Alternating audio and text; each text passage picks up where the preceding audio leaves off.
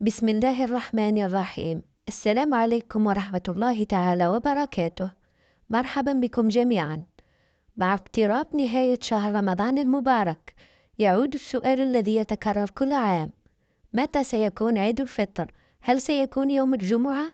أم يمتد الصيام ليوم إضافي ويكون العيد يوم السبت؟ في هذا الفيديو سنقدم لكم المعطيات الأقرب للحقيقة، ونكشف السبب الحقيقي وراء هذا الاختلاف الذي يثير الجدل كل سنة.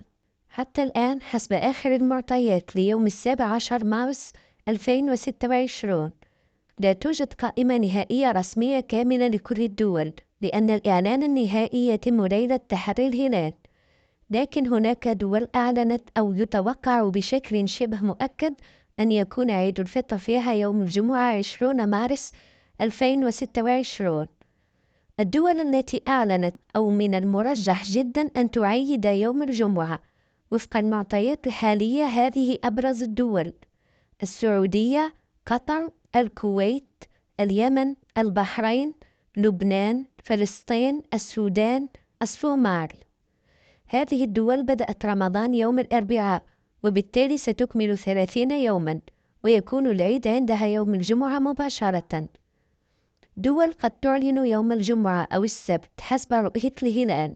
هذه الدول لم تحسم بشكل نهائي وقد تختلف: الجزائر، المغرب، تونس، ليبيا، مصر، الأردن، سوريا، العراق، سلطنة عمان.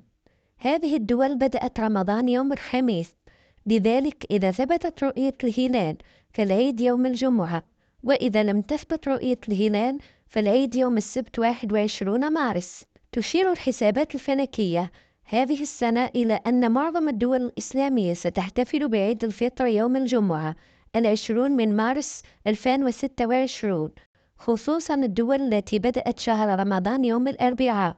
ولكن رغم التباين في التواريخ، تبقى فرحة العيد واحدة، وتبقى القلوب مجتمعة على نفس المعنى: نهاية شهر الطاعة وبداية أيام الفرح والتسامح. فالاختلاف في اليوم لا يغير وحدة الشعور، سواء كان عيدك يوم الجمعة أو السبت. لا تنسى أن العيد ليس في التاريخ، بل في القلوب التي تصفو، وفي الأيادي التي تتصافح، وفي الدعوات الصادقة التي نرفعها لبعضنا. عيدكم مبارك، وكل عام وأنتم بخير، ونسأل الله أن يجعله عيد فرح لا ينتهي.